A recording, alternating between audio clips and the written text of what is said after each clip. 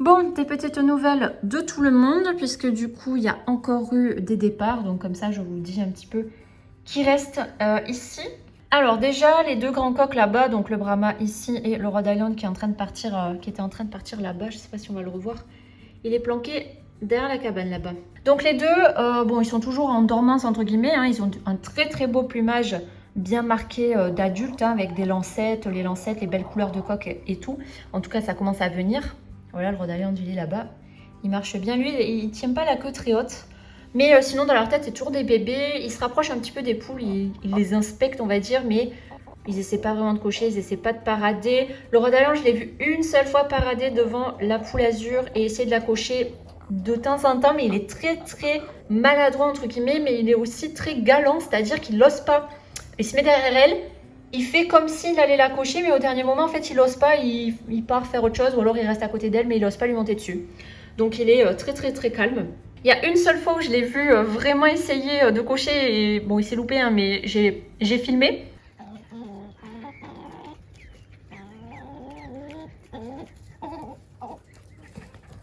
Oh, je vais y arriver. Mais fais pas embêter toi.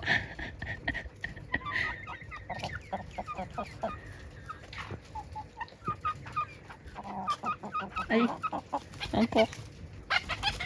J'étais en train de filmer le petit coq, un petit coq avec une grande crête. Donc lui, j'avais dit dans la précédente vidéo, je crois qu'il m'intéressait, il avait du potentiel.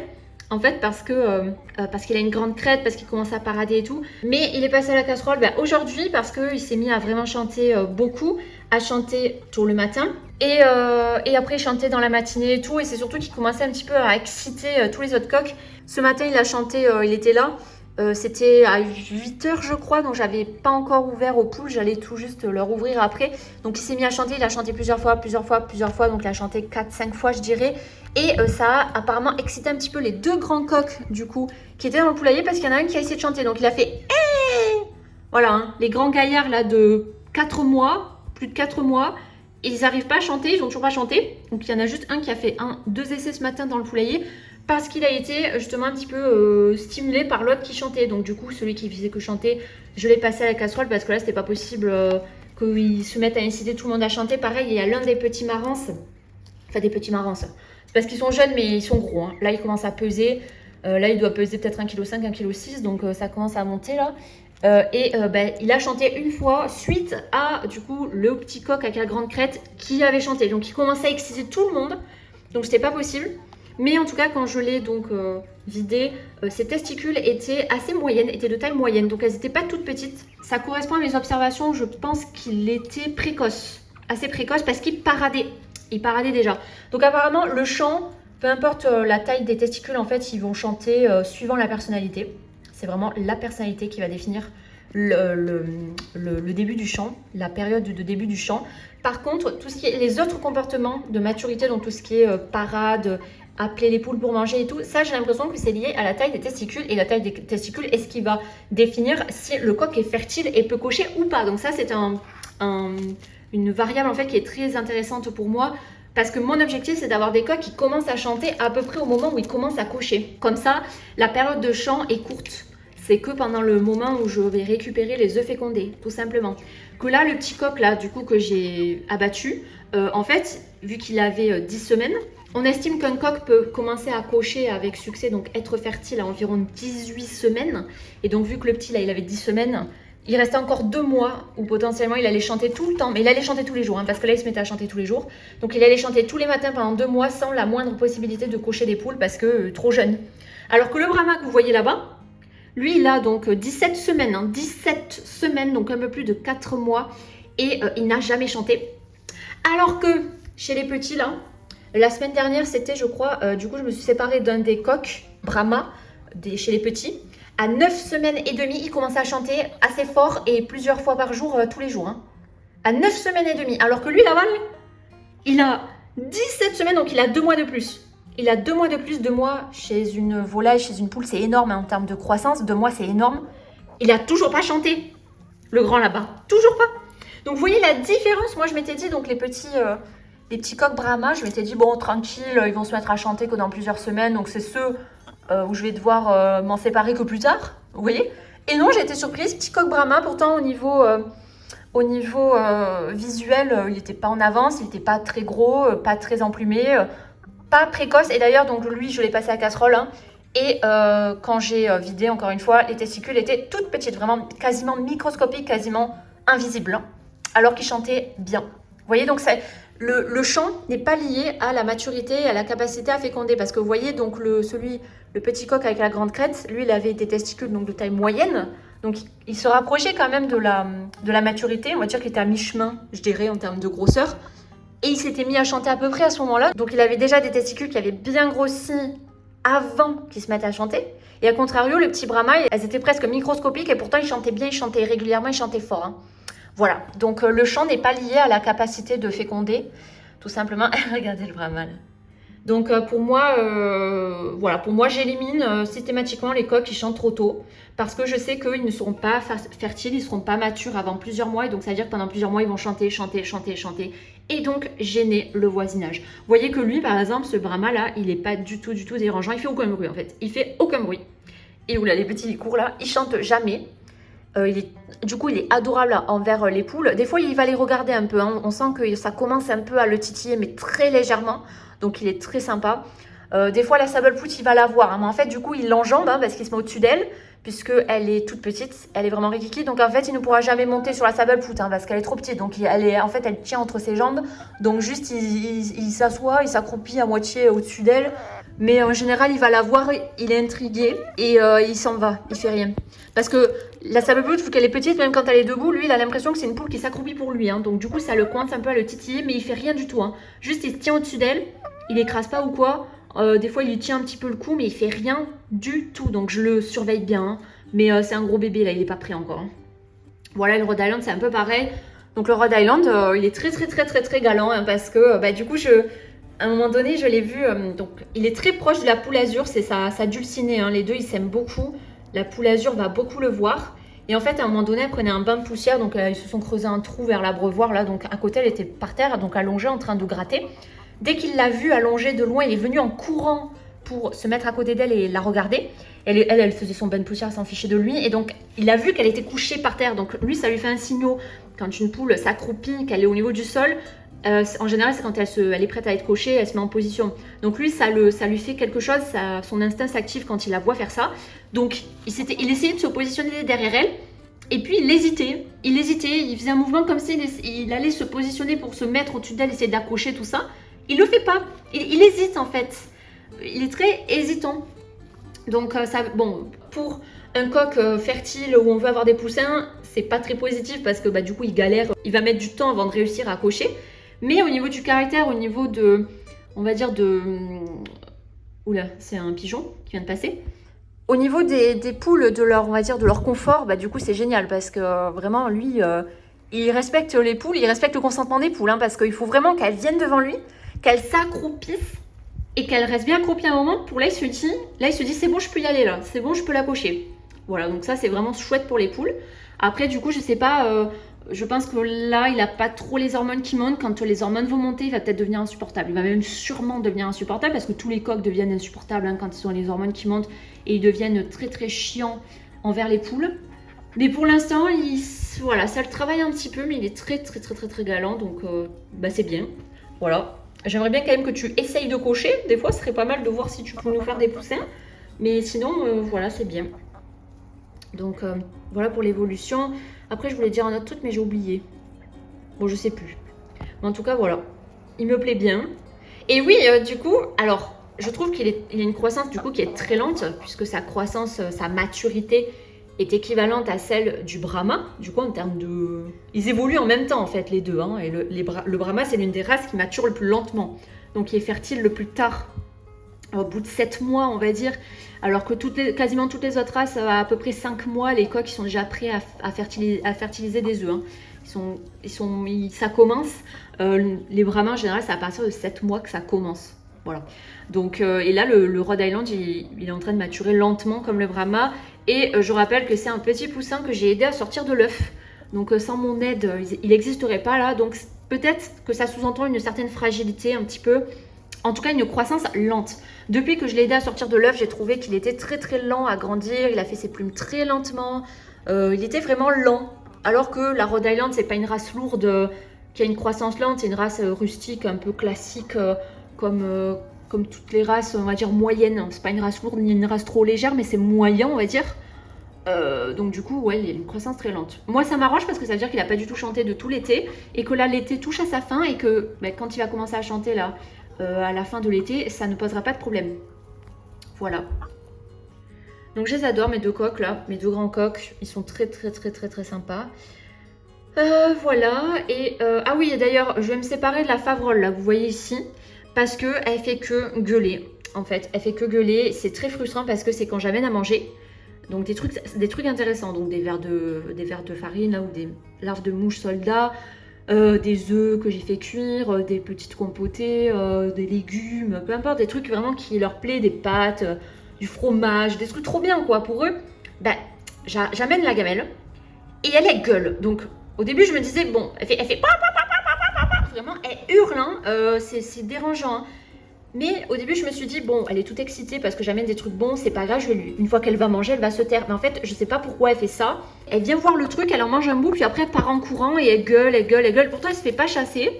Elle a accès à la nourriture. Même des fois, je prends la nourriture et je lui amène à la main, je lui mets devant le bec. Elle en prend un petit bout. Et après, elle se barre en courant et elle hurle. Voilà, elle le fait systématiquement. Du coup, ça fait quelques semaines, là, ça va faire 2-3 semaines qu'à chaque fois que je vais lui donner un truc sympa, elle gueule comme ça. Du coup, pour moi, c'est anxiogène parce que je sais qu'à chaque fois que je vais nourrir, elle va hurler. Donc, elle va réveiller tout le quartier, là. Voilà.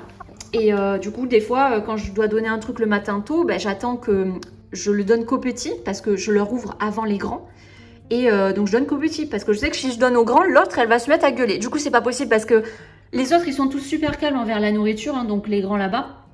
Et donc, ça m'empêche de leur donner des fois des friandises parce que j'ai juste pas envie qu'elles gueulent, en fait. Voilà, donc je suis déçue parce que c'était une poule sympa. Après, je suis pas du tout proche d'elle. Hein. J'étais proche d'elle quand elle était poussin, mais après, elle s'est détachée. Et là, elle vient pas me voir. Hein, quand je sors et tout, elle vient pas me voir. Elle s'en fout de ma présence. Donc, j'ai pas de lien avec elle. Donc, c'est pas grave. Voilà, ça me fait pas mal au cœur. Mais ça me fait un peu chier, quoi. Parce que sinon, c'est une poule sympa. Voilà, qui est sympa envers les autres et tout. Mais là, pour moi, je dois faire hyper attention au bruit. Là, je fais énormément d'efforts sur les cailles et sur les cailles mâles et sur les petits coqs en croissance et aussi les grands coqs là-bas qui grandissent, de vraiment réduire le bruit à zéro, hein, d'avoir aucun bruit ou quasiment pas de bruit par respect pour le voisinage. C'est pas pour que du coup il y ait une poule avec laquelle je suis pas très proche qui se mette à gueuler tout le temps. Voilà, et tout à l'heure elle s'était mise à gueuler comme ça dans le parc pour rien. Elle a pris cette habitude en fait, c'est une habitude qu'elle a prise. Ça fait plusieurs semaines qu'elle a commencé et elle a pris cette habitude, elle le fait tout le temps maintenant, donc c'est pas possible. Voilà, par exemple, UU qui est là. Oui, c'est UU ça? Oui, c'est UU. Des fois, UU, elle râle. Donc, elle râle. Elle, c'est plutôt l'inverse. Quand par exemple, j'amène les grains et que du coup, c'est pas un truc hyper bon, genre voilà, des verres ou de l'œuf ou quoi, ben du coup, elle râle. Elle râle parce qu'elle voulait un truc meilleur. Mais elle, quand je donne à manger le truc bon, ben, elle le mange et voilà, elle dit rien. L'autre, c'est l'inverse. Elle râle pas, elle râle rarement. Par contre, quand j'amène un truc super bon, elle se met à râler, à gueuler, donc c'est pas possible. Sachant que là pour l'instant elle pond pas, mais quand elle va pondre, elle va se mettre à gueuler à chaque fois qu'elle va pondre et tout. La moindre contrariété, elle hurle et c'est fort. Hein. Voilà, que UU quand elle râle, ça s'entend mais c'est pas très fort. Donc ça va. Voilà, donc elle ça me gêne pas qu'elle râle. En plus je suis très proche d'elle, je l'adore. C'est l'une de mes poulettes préférées. Donc même si elle râle, voilà, c'est pas grave. Que l'autre, bon, vu que je suis pas très proche d'elle, ça me pose souci. Voilà donc pour les nouvelles et du coup les coqs, donc j'en ai enlevé plusieurs, donc le petit coq qui avait la grande crête, un des jeunes coqs Brahma et aussi un coq bleu, je sais pas si c'était Noirance ou... Ah attendez, je crois qu'il parade lui. Attendez. Oui c'était un coq bleu, alors là je n'arrive plus à reconnaître Noirance, Cotentine, voilà. J'ai perdu le compte, j'arrive plus à les reconnaître. Donc je sais pas là, ceux que j'ai abattus là, de ce qui ressemblait à ça, je ne sais pas si c'est Noirance, Cotentine, Marance. Je sais juste qu'il reste 2 coqs Marance. Eux, je suis sûre c'est des Marances. Ils ont la crête en fait sous forme rose, le type rose de crête en rose. Bon, il y a les cas qui font que chanter. Il va falloir que je surveille qui fait que chanter là pour qu'il aille à la casserole aussi, parce que ça va le bruit, hein. Voilà. Donc du coup les deux je les reconnais. Il y en a un seul qui chante. Je crois que je vous l'avais dit juste avant, mais bon, je le redis au cas où. Il a chanté une fois un des deux coqs marans. Je ne sais pas si c'était le bleu ou le noir. Et il a chanté parce qu'il a été stimulé par le coq à grande crête, qui je pense était un Cotentine. Voilà. Mais là, du coup, il n'a pas rechanté. Donc là, il n'y a plus de coqs qui chantent là actuellement. Donc normalement, ça ne devrait pas stimuler les petits à chanter plus. Et les grands également à commencer à chanter. Donc là, ça va. Voilà. Et sinon, il y a 3 poulettes. Donc il y en a une noire, ça je suis sûre. Et il y en a 2. Il y en a une, c'est la Oliveger F2. Mais je ne saurais pas la reconnaître avec l'autre parce qu'elle ressemble comme 2 gouttes d'eau à la deuxième. Qui est... Ben, je sais pas en fait. Est-ce que c'est une noirance? Est-ce que c'est une marance? Est-ce que c'est une Cotentine? Je sais pas parce qu'ils se ressemblent tous. Ils ont vraiment le même plumage. Et le même gabarit aussi. Je m'étais dit que les marances sont censés être quand même plus en chair, plus gros. Donc les femelles marances devraient être plus grosses aussi que les noirances et les Cotentines. Mais elles ont le même gabarit. Donc voilà, je ne sais plus les reconnaître. Bon, voilà. Donc là, il y a l'un des coqs marances qui est plutôt beau, qui est très beau, sympa. Voilà, donc je surveille. Les 2 petits pékins n'ont pas chanté, ils sont très mignons, très sympas, ils viennent me voir et tout. Donc j'espère qu'ils vont rester comme ça parce que les petits pékins, ça serait génial pour féconder les soies, hein, parce que c'est des coqs de petits gabarits.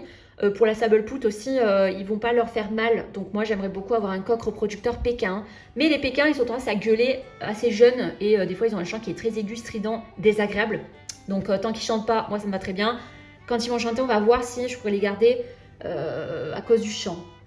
Et sinon, les Orpington, les 4 coqs Orpington, aucun n'a chanté. Ils ont une croissance très lente, hein, donc Orpington, c'est comme lui. Les autres, ils sont noirs à liseré fauve. Je crois que c'est l'inverse, fauve à liseré noir. Mais voilà. Lui, là, qui faisait que s'échapper de l'enclos, il s'est calmé parce qu'il est devenu tellement gros maintenant qu'il passe plus. Hein. Quand il se fait un petit trou sous le grillage, il passe plus, il est trop gros. Là, on a le dernier coq Brahma, du coup, jeune coq Brahma, fauve herminé noir. Donc c'est le seul coq Brahma qui me reste là chez les jeunes. Pour l'instant, il est calme, il n'a pas chanté. Sinon, après, tous les autres Brahmas, ce sont que des poulettes. Du coup, je crois qu'il y en a combien? Il y en a 6. Je crois qu'il y en a 6. Il y en a 3, je suis sûre que je ne vais pas les garder. C'est les Brahmas perdrix maillé doré noir et doré bleu. Parce que j'ai déjà 2 grandes Brahmas perdrix maillé doré noir. J'en ai assez, quoi. Du coup, j'ai pas envie d'avoir 10 000 fois le même coloris, sachant que j'ai une place très limitée chez les poules. Hein. Chez les poulettes, donc du coup chez les Brahmas je vais peut-être garder 2 ou 3 fauves parce qu'elles me plaisent bien les fauves là, donc à voir. Donc ça sera à voir tout simplement, sachant que je vais récupérer une place du coup puisque je vais me séparer de la Favrole, donc ça va libérer une place chez les grandes, donc je pourrais garder peut-être une poule en plus chez des petites là. Voilà, sinon la petite Pékin grise je vais pas la garder je pense, j'ai pas d'affinité envers elle et elle est assez agressive. Voilà, sinon après tout se passe bien, les poules pondent bien, attendez que je vous montre.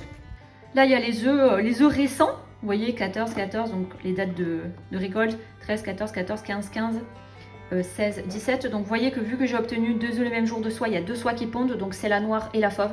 La soie noire et la soie fauve, les 2 pondent. Et elles pondent bien, parce qu'on en a mangé des œufs, hein, mais elles en ont sorti beaucoup plus. Hein. La azur, ça fait quelques jours qu'elle n'a pas pondu. Donc là pour l'instant je ramasse que des œufs de soie. D'ailleurs, il y a une soie noire. Alors, attendez. Je crois qu'elle n'est pas dehors. Est-ce qu'elle est là ou est-ce que c'est la fauve? De loin, vu que ça assombrit. Ah non, elle est là. Elle est là, ça va. Elle est à côté de la Brahma. Parce que tout à l'heure, on aurait dit qu'elle était en train de se faire un nid dans le poulailler. Donc, attendez, ça fait 1 semaine qu'elle pond. Elle va déjà vouloir couver. Bon, si mes soies veulent couver, il n'y a pas de souci. Je leur donnerai des caillots. Hein. J'ai des œufs en veux-tu, en voilà. Je croule sous les œufs fécondés de caille. Parce que j'ai beaucoup de caille. Elles pondent bien. Il y a encore beaucoup de luminosité. Donc, si elle veut des petits à faire naître, elle aura des caillots. Voilà, si ça rate la première fois, je lui en remettrai. Vraiment, il n'y a pas de souci. Des œufs de caille, j'en ai beaucoup. J'en ai trop. Donc, elle pourra s'amuser avec ça. Si elle les casse, c'est pas grave. Si les caillots meurent à la naissance, il y en a qui meurent parce qu'elle les écrase et tout, c'est pas grave. Voilà, c'est pas comme si j'achetais des œufs exprès pour elle. Et si elle se loupe, bah, ça fait mal au porte-monnaie. Hein, sachant qu'en plus, quand on achète des œufs, comme on a pu voir dans la vidéo précédente, des fois, on peut se faire arnaquer. Le mec, il fait n'importe quoi quand il envoie le colis. Les œufs sont vieux, sont pas fécondés. Donc, en fait, on dépense 30, 40, 50, 60 balles pour rien. Ou pour avoir 2 poussins à la fin. Donc, si mes poules veulent couver, elles s'entraîneront sur les œufs de caille. Hein. Elles pourront faire ce qu'elles veulent avec les œufs de caille. Parce que j'en produis en masse, en fait, à la maison. Mais les œufs de poule... Si mes poules... sont fécondés par les coques que j'ai en temporaire et que les œufs sont fécondés, là, il n'y a pas de souci, j'accumulerai quelques œufs des poules et je leur donnerai pour qu'elles fassent des poussins. Mais je ne vais pas acheter exprès des œufs fécondés pour mes poules qui couvent. Parce que il y a trop de risques au niveau de la perte, en fait, qu'elles écrasent les œufs, qu'elles abandonnent le nid, etc. Alors que ça coûte cher hein, d'acheter des œufs fécondés. Donc ça déjà je le fais d'acheter des œufs fécondés. Pour moi les faire en incubateur, il y a plus de chances de réussite quand même de le faire en incubateur. Surtout que j'ai un incubateur qui est bon, qui est performant plutôt que sous une poule. Surtout une poule qui est inexpérimentée. Voilà, donc je verrai comment elle se débrouille avec les kaito. Si je vois qu'elle gère super bien l'incubation de kaito, sachant que les œufs sont très fragiles, sont petits fragiles, et que les kaito sont aussi petits fragiles, si elles arrivent à gérer ça, elles feront super bien des poussins. Donc je pourrais tenter de leur donner des œufs, mais leurs propres œufs. Ou si vraiment il y a une poule qui est exceptionnelle, qui couvre super bien, qui est une super mère, vu que j'ai des soies, a priori, il va y avoir une grande chance que ce soit le cas, mais on peut avoir des soies qui sont nulles en tant que mère. Hein. Elles ont l'instinct de couver, mais après elles font pas bien les choses. S'il y en a une qui est exceptionnelle, peut-être que je lui achèterai des œufs exprès. Du coup, si vraiment elle adore élever des poussins, c'est sa vocation, je lui en donnerai un. Vraiment, voilà. Moi, je ne compte pas empêcher mes poules de couver. Si elles veulent couver, je leur donnerai des œufs. Ça sera soit des œufs de caille, soit des œufs de poule, en fonction de ce que j'ai sous la main, de ce que je peux leur donner. Voilà. Parce que ça m'étonnerait qu'elles couvent en plein hiver. Donc, normalement, elles devraient avoir envie de couver quand les cailles pondent encore. Donc, du coup, elles auront des œufs de caille quoi qu'il arrive. Voilà. Et parce que normalement, une poule qui couve, elle veut surtout faire naître des petits. Donc, si après, je vois que les kaito, elle n'arrive pas à les gérer, elle les aime pas, elle essaie de les chasser et tout, bon, mais je les ramasserai, je les élèverai moi-même dès qu'ils seront nés sous la poule. Mais elle, ce qu'elle veut, c'est elle a l'instinct de faire naître des trucs en fait. Elle veut faire naître des œufs en fait. Donc les œufs de caille, ça devrait normalement lui assouvir ce besoin-là. Et une fois que les kaitos sont nés, peut-être qu'après, c'est bon, ça l'aura saoulé, elle retournera faire sa vie. Une poule qui veut couver, on lui donne pas d'œufs. Il y en a, elles vont essayer constamment de retourner au spot pour couver, même s'il n'y a pas d'œufs. Elles vont couver le vide pendant 2 mois. C'est très dangereux pour leur santé parce qu'elles mangent très peu pendant cette période-là. Donc, si elles veulent couver, elles auront des œufs. Voilà, mais à la base, c'est pour ça que j'ai pris les soins. Hein. C'est parce que j'aurai toujours des cailles qui pondent, j'aurai toujours des œufs de caille. Et j'avais envie de voir si les soies pouvaient me faire naître des kaitos et s'occuper un petit peu de kaitos pour que les kaitos aient enfin une maman, puisque les cailles ne couvent pas, ou couvent très peu, ou couvent très mal. Hein. Voilà, d'ailleurs, je vous parlerai de ça juste après. Et donc, c'est très rare de réussir à donner une caille maman, une maman caille au kaito, parce qu'en fait, elle va pas s'en occuper, elle va pas couver, elle va juste les tuer en fait. Hein. Elle va les tuer hein, parce qu'elles aiment pas les petits. Hein. Donc, leur donner une maman poule, c'est le mieux qu'on puisse le faire parce que la caille, ça va être compliqué. Et donc, du coup, à ce propos, pour les cailles qui couvent, là, dont je parlais dans les précédentes vidéos, donc celle qui était là, la noire chauve, elle a abandonné complètement. Elle y va plus, donc maintenant je ramasse les œufs, voilà, il n'y a plus de nid. Et sinon là-bas, donc dans l'enclos du fond, il y a un nid. Donc il y avait un nid donc avec des œufs, il y avait une caille un petit peu beige dessus. Dans l'une des vidéos précédentes, je vous la mets dans le i où on la voyait couver avec la GoPro là. Alors bon, à chaque fois que j'allais voir le matin et tout, les œufs étaient éparpillés partout dans la cabane. Bon, je les remettais dans un coin. À un moment donné, j'en ai miré. Je les ai mirés. Il y en a un seul qui était en développement. Donc je l'ai laissé. Sauf que les jours d'après, je voyais plus de caille dessus. Et à chaque fois que j'allais voir, les œufs étaient éparpillés partout. Donc là, j'ai pas réussi à le mirer, mais s'il est en développement, ça m'étonnerait qu'il arrive à terme parce que là je crois qu'elle a abandonné déjà. Elle a abandonné le fait de couver, je pense. Donc voilà, les cailles ont abandonné. C'est très dur hein, d'avoir des cailles qui tiennent 17 jours hein, pour couver. Donc déjà, quand elles ont bien l'instinct et qu'elles couvent, elles s'en vont pendant des heures. C'est pour ça d'ailleurs qu'il n'y en a qu'un seul qui s'est développé. Je sais que j'ai un excellent taux de fécondité hein, dans mes parcs, donc je sais qu'ils étaient fécondés. Hein, mais c'est qu'ils ne se sont pas bien développés. Pourquoi? Parce qu'en fait, elles partent, donc ils n'ont pas assez de chaleur. Ils n'ont pas une chaleur suffisamment régulière, constante, pour que ça tienne, pour réussir à lancer le développement. Donc bon, hein, voilà, bon, si ça les amuse de couver, je leur laisse les œufs, il n'y a pas de souci. Après, ceux-là, elles partent faire autre chose, voilà. Mais si je dois faire naître des kaitos en naturel, ça sera avec une poule. Hein. Sinon, avec les cailles, je doute fort que ça marche. Sinon après là j'ai mis la caméra Réoline que je l'ai mise là. Donc je l'ai enlevée du poulailler parce que ça me permet comme ça d'enregistrer le matin tôt et voir qui chante le matin à l'aurore et voir prendre des décisions après en fonction du chant, du volume, de la fréquence. Est-ce qu'il faut le passer à la casserole ou est-ce qu'il peut encore grandir, le petit coq. Voilà. Et lui, il y a une caille là que j'aime bien en plus qui est Tuxedo là qui fait que chanter avec le chant strident. Donc ses jours sont comptés là. Hein. Pour l'instant, j'essaie de pousser, voir s'il se calme. Mais bon, voilà. Hein. Je fais hyper attention au bruit. Hein. Hyper attention au bruit. Parce qu'il y a des gens d'un côté qui disent « Ouais, mais ton voisinage est en campagne, alors il faut qu'il s'habitue au bruit des volailles, ça d'accord. Mais il y en a d'autres qui me disent aussi, oui, mais tu les gênes, machin et tout. Donc moi, j'ai fait un juste milieu, c'est-à-dire qu'il y a des chants un petit peu dans la journée, mais il faut pas que ça soit répétitif, il faut pas que ça chante tout le temps pendant 2 heures, ça chante en continu. Ça, c'est hors de question. Voilà, des petits chants de temps en temps. Comme ça, ben, c'est les bruits de la campagne, voilà, mais c'est pas chiant. Voilà. Parce que moi aussi, hein, je n'aime pas quand il y a un coq qui fait que chanter, que chanter, que chanter. N'importe qui, ça saoulerait n'importe qui. Donc, vu que moi, je suis assez sensible au bruit, hein, j'aime pas trop quand ça piaille non plus pendant des heures. Bah, si moi, ça me gêne pas, ça ne dérangera pas le voisinage qui est plus loin et qui entend moins fort. Mais c'est ma priorité numéro 1, hein. Le bruit est ma priorité numéro 1. Et je pense que ça paye parce que personne... Oui, non, mais là, il commence à me saouler, hein, lui, là. Hein. Bon, en tout cas, je pense que ça paye parce que personne ne s'est plaint. Personne ne s'est plaint, hein.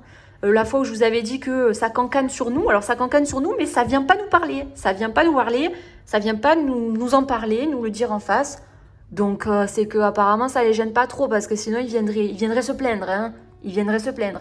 Personne à ce jour ne s'est plaint du bruit parce que je fais hyper attention. Si je ne faisais pas attention, que je les laissais faire leur vie, oui non là il fait que chanter, ça fait plusieurs jours. Lui ça va être casserole, hein. Donc du coup, si je ne faisais pas comme ça une sélection très très stricte sur le bruit, ça serait la cacophonie, hein. Ça serait la cacophonie, ça serait insupportable pour le voisinage. Mais je fais hyper attention et du coup, ça porte ses fruits. Ça me permet d'avoir un élevage aussi dense, entre guillemets. Ils font aucun bruit, en fait. Des fois, je m'assois pendant des heures. Il n'y a pas un bruit, en fait. Juste, on les entend faire des petits piou piou piou piou. C'est hyper doux, en fait. C'est hyper agréable. Et c'est ça que je vise. Sachant que le voisinage, lui, il s'embête pas à ne pas faire de bruit. Hein, parce que moi, je le vois. Hein, quand je suis assise avec mes volailles, il n'y a pas un bruit. Dès que les voisins, ils ouvrent leur baie vitrée, commencent à sortir et tout, ça claque les portes, ça traîne les trucs par terre, ça crie, ça hurle, ça parle très fort. Voilà, on entend tout. Le calme, en fait, est brisé dès que les voisins sortent dans leur jardin. Parce qu'ils font pas du tout attention au bruit qu'ils font. Vous voyez, moi, je fais hyper attention. Et donc, quand je suis assise à regarder mes volailles, j'entends plus fort ce que font les voisins que les bruits de mes volailles qui sont littéralement à 1 mètre devant moi. Hein. Voilà, donc on peut pas faire mieux. Et c'est parce que je fais autant attention et que je fais moins de bruit que les voisins, du coup, ben, qu'on me fait pas chier. Parce que je fais pas de bruit. Voilà, mais ça, c'est parce que je fais une sélection intense et que les coqs, je suis très intransigeante sur les coqs. Il faut qu'ils soient... Ouais, non, lui, il fait que chanter. Donc, c'est fini pour lui. Hein. Voilà. Je suis intransigeante et c'est comme ça que ça se passe bien. Parce que pareil, les cailles, si on les laisse chanter non-stop, ça chante, ça chante, ça chante, ça chante, ça chante. Hein. Donc moi, je fais une sélection très très stricte sur les mâles et je garde que des mâles qui sont calmes parce c'est le jour et la nuit entre les cailles. Hein. Il y a des cailles mâles qui vont chanter non-stop avec un chant aigu, strident, fort. C'est insupportable. Il y a des cailles qui ont un chant grave qui est très court, qui est très très court. On va dire que le chant d'une caille, il a 3 syllabes, c'est très rapide. Mais il y a des cailles, ils font qu'une syllabe. Par exemple, ils font une syllabe toute leur vie avec une voix grave et un peu sourde. Du coup, on l'entend pas. On l'entend quasi pas et c'est pas dérangeant à l'oreille. T'entends, ça te gêne pas. C'est pas chiant, vous voyez, à l'oreille. Et donc, il y a des mâles comme ça. Donc, eux, pour moi, ils sont très précieux. Peu importe leur génétique, leur couleur, etc. Tant qu'ils n'ont pas de problème de santé. Hein. Pour moi, eux, ils sont très précieux. Donc, eux, je les garde. Et à contrario, il y a des mâles qui font que chanter, que chanter. Il y a aussi des mâles qui vont chanter de manière stridente. Mais ils vont chanter une fois par jour, au gros maximum. Ou des fois, ils vont chanter une fois tous les 3 jours. Donc là, ça va. Voilà, ça dépend. Donc, dès que j'entends que ça chante, ça revient, je vais voir. J'identifie l'individu, je le note dans ma tête, je note qui c'est. Là, il y a une femelle qui est en train de me regarder. Là. Je note dans ma tête qui c'est. Et j'attends plusieurs jours, je vérifie. Est-ce que le lendemain, il recommence? Est-ce que le surlendemain, il recommence? S'il recommence, c'est qu'il a pris ce pattern-là et il va le faire potentiellement à vie. Donc, il va avoir cette fréquence-là, ce timbre-là, ce chant à vie. Ils ont le même chant toute leur vie. Hein. Donc, une caille qui chante très fort, très aiguë, chiant, il va chanter comme ça toute sa vie. Et une caille qui a une voix plutôt grave, pas très forte, généralement il chante comme ça toute sa vie aussi. Donc je fais une énorme sélection sur les cailles parce qu'il faut savoir que les cailles ça peut être très très chiant hein, au niveau du bruit. Hein. Donc c'est parfait quand vous avez trouvé des mâles quasi silencieux parce que du coup ils font pas de bruit. Ils se reproduisent très efficacement donc ça marche très bien de les élever. Et j'ai vu que chez les cailles c'est beaucoup plus fréquent d'avoir des mâles qui chantent quasiment pas ou très peu versus les coqs. Les coqs ils sont très envie de chanter dès qu'ils sont petits. Voilà, ça va être très très rare d'avoir un coq qui coche efficacement et qui chante pas. crois que c'est même impossible chez les coqs. Alors que chez les cailles, moi j'ai des cailles qui ne chantent jamais. Genre vraiment jamais, jamais, jamais. Et pourtant, quand je vais les voir, ils sont tout le temps en train de poursuivre les femelles, en train de leur monter dessus et de les cocher.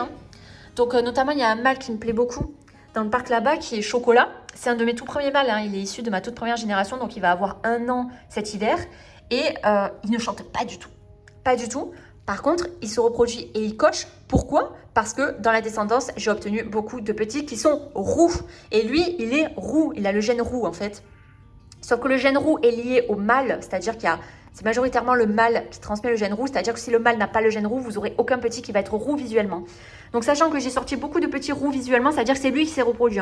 Donc, il se reproduit, il coche bien. Il a couché beaucoup de femelles. J'ai eu beaucoup de ces petits. Et pourtant, il chante jamais. Littéralement jamais. Je ne sais même pas quel est son chant. Quel est son timbre parce que je ne l'ai jamais entendu chanter en fait. Ou peut-être une seule fois il y a longtemps. Donc il a un chant plutôt classique de caille on va dire. Ni trop aigu, ni trop grave, ni trop fort, ni faible. Mais il chante jamais en fait. Donc c'est hyper agréable. Voilà, donc ça c'est ma sélection très intense que je fais. Et qui permet de garantir un environnement calme malgré le fait d'avoir beaucoup de volailles. Voilà, donc c'était tout pour les petites nouvelles. Donc là, chez les jeunes, là, chez les petits, ils vont partir au fur et à mesure du temps. Je vais m'en séparer de ceux qui chantent, etc. Là, chez les cailles, ces derniers jours, il y a pas mal de chants. Donc, il faut que je vérifie qui chante fréquemment. J'en ai déjà enlevé quelques-uns qui faisaient que chanter. Je peux vous dire que quand vous l'enlevez, vous sentez la différence. C'est beaucoup plus calme, alors que j'ai beaucoup de mâles. Là, je dois avoir, je dirais, une dizaine, entre 10 et 15 mâles actifs adultes qui cochent. Donc ça fait beaucoup, mais pourtant j'ai très peu de chants. Parce que souvent quand j'ai des chants, c'est le même, c'est toujours le même qui chante. Donc si je l'élimine, du coup c'est le silence complet alors qu'il reste 13 mâles par exemple. Voilà, donc ça c'est ma sélection et ça marche très bien. Voilà, donc c'est pour ça on peut concilier voisinage proche et volaille à condition d'être très strict sur le bruit en fait et de ne garder que les individus calmes parce que ça dépend beaucoup du caractère. Il y a des poules qui peuvent être très silencieuses, d'autres qui font que gueuler, qui sont plus bruyantes qu'un coq, comme j'ai pu le voir avec la poule Favrol ici présente. Et sinon pareil chez les cailles, les femelles elles font aucun bruit. Chez les cailles je n'ai eu aucune femelle qui faisait du bruit. Pour le coup, si vous voulez juste des œufs, si vous voulez des œufs avec aucun bruit, prenez des cailles, juste des cailles femelles. C'est ultra efficace, vous aurez beaucoup d'œufs. Et il n'y a aucun bruit chez les cailles femelles. Par contre, les poules, et attention, les poules, elles peuvent être aussi bruyantes qu'un coq. Et elles sont plus bruyantes que les mâles cailles. Des fois, quand elles font leur œuf, là, quand elles font la chanson de l'œuf, ou quand elles râlent, des fois elles râlent aussi. Elles se plaignent. Donc, faut faire attention aussi au niveau des poules. Les poules, ça peut être très bruyant. Et voilà. Donc, je pense que je vous ai tout dit. Ça fait une vidéo assez longue avec toutes les nouvelles. Et du coup, je vous dis à bientôt pour la prochaine vidéo. Où ça sera du coup peut-être... je sais pas sur quoi ça sera, je vous ai pas montré les caïtos et tout, mais je suis très occupée en ce moment, j'ai beaucoup de choses à faire. Pareil, le fait d'abattre les jeunes, là, ça prend du temps. Et c'est fatigant aussi, voilà. Donc je vous donnerai des nouvelles bientôt, de toute façon, dès qu'il se passe un truc, dès qu'il y a un départ, dès qu'il y a un changement chez les coqs, au niveau du comportement et tout, je vous en parle. Là, vous voyez qu'il y a le Rhode Island et la soie fauve côte à côte. Cette soie, elle pond tous les jours. Je la vois, elle monte dans le poulailler, fait son petit œuf dans le pondoir et après elle sort. Elle fait pas la chanson de l'œuf, elle est très silencieuse. Alors, elle, en fait, elle aime bien râler en extérieur. Alors là, par exemple, des fois, là, elle va se mettre à râler, donc elle va faire un peu des bruits, mais c'est léger, ça s'entend pas trop. Donc, elle me plaît beaucoup. C'est une très bonne poulette, là, cette petite poulette fauve. Et du coup, elle était très sauvage. Et il a fallu lui mettre un coup de pied dans la tête. Pour s'étirer, là. Elle était très sauvage quand elle était petite. Et là, depuis qu'elle est mature... Et que donc quand je m'approche, elle s'accroupit devant moi parce qu'elle me considère comme le coq là actuellement. Du coup, regardez, elle le suit, elle le suit. Elle aime bien. Donc du coup, elle s'accroupissait devant moi. Donc le fait qu'elle s'accroupisse, elle se stoppe et elle se laisse caresser. Donc maintenant, elle s'approche plus facilement de moi. Elle est beaucoup plus proche de moi maintenant. Donc je l'aime beaucoup cette poulette. La poulette soie noire aussi. Les deux, elles sont vraiment adorables. Je les adore. Elles sont super chouettes. Et ouais, le Rhode Island, il commence à plaire à ces dames là. Regardez ça comme elle le suit. Voilà, donc normalement, les poules devraient arrêter de s'accroupir devant moi quand elles vont considérer l'un des coqs comme étant leur coq. Donc moi, j'ai hâte qu'elles arrêtent de s'accroupir parce que ça veut dire que c'est plus moi le coq en fait, c'est les coqs qui sont vraiment là. Donc ça serait chouette. La poulette azur s'est jamais accroupie devant moi, alors qu'elle s'est accroupie devant le Rhode Island. Donc je pense qu'elle elle m'aime bien, je suis sa pote, mais je suis pas son coq. Donc... elle a bien compris que le Rhode Island c'était un coq et elle aime bien aller le voir. Donc ça c'est chouette. Je les aime bien vraiment ces deux coqs. Alors ils vont pas rester à l'infini, hein. S'ils se mettent à chanter très fort, il faudra que je m'en sépare. Ils vont sûrement aller à la casserole, hein. Donc le coq Rhode Island et le gros Brahma également, hein. Mais voilà, pour l'instant ils sont très calmes. Et imaginons qu'ils chantent très peu, que le matin dans le poulailler, c'est pas très fort, etc. Je les garderai aussi longtemps que possible. Voilà, parce que je les aime bien, ils sont vraiment sympas. Et s'ils deviennent chiants avec les poulettes, là par contre, ils auront un compte à rebours, hein. Je pourrais les garder éventuellement le temps qu'ils fécondent quelques œufs pour faire une bonne incubation de poussins. Mais après, voilà, je ne les laisserai pas esquenter mes poules, hein. S'ils esquentent mes poules, bon, ça veut dire qu'ils cochent bien, hein. Donc je les laisse cocher, j'ai ma couvée d'œufs, après c'est casserole, hein. Donc voilà, et sinon la Lakenwälder, pour l'instant, j'ai prévu de la garder. Elle est très calme, très douce. Là, elle est très gourmande et elle n'est pas du tout difficile sur la nourriture. C'est-à-dire que des fois, quand je viens donner des légumes et tout, les autres, ils en veulent pas. Elle vient me manger dans la main et elle mange tout. Elle mange tout. Elle mange tout ce que je lui propose. Elle mange tout. Donc ça, c'est très pratique, hein, quand je des restes et tout. Les autres, là, ils font la fine bouche. Elle mange tout. Elle est très silencieuse. Elle n'a pas réussi de s'échapper. Même si elle s'échappe, en fait, le fait du coup que ça soit un peu un ventre sur pattes a fait que je me suis un peu rapprochée d'elle, puisqu'elle vient souvent vers moi pour manger. Donc, si elle s'échappe de l'enclos et tout, bon, je pourrais la ramasser, la remettre. Pour l'instant, elle me plaît beaucoup, donc je compte la garder. Voilà, en plus, quand elle va maturer, elle va être plus casanière. Quand elle va commencer à pondre, sachant que ça devrait pas trop tarder, parce que là, mes poulettes, elles ont 17 semaines. Sachant que les soies et tout, elles ont commencé à pondre à 21 semaines. Donc, ça veut dire qu'il resterait un mois environ. Un mois. Donc, peut-être fin septembre, début octobre, les poulettes de deuxième génération, donc Padoue, Lakenwälder, etc., devraient commencer à pondre. Voilà pour les nouvelles.